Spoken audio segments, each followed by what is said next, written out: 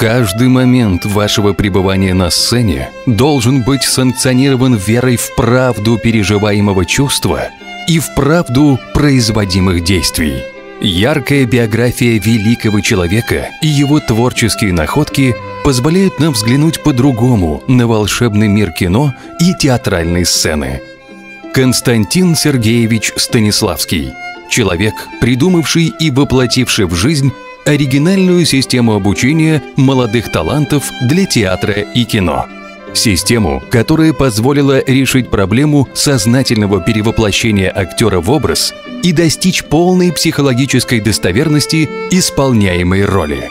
Решение о создании его московского дома, музея в Леонтьевском переулке, где прошли последние 17 лет жизни этого замечательного человека, было принято в 1940 году постановлением Совнаркома СССР. Экспозиция открылась спустя 8 лет, в 10-ю годовщину со дня смерти великого актера и режиссера. Особняк, в котором размещается музей, является ценным историко-архитектурным памятником, находящимся под охраной государства. Построен он был в начале 19 столетия в стиле раннего русского ампира на фундаменте белокаменных палат 17-18 веков, сгоревших во время наполеоновского нашествия. Здесь собраны уникальные историко-театральные коллекции «Немые свидетели истории русского театрального искусства».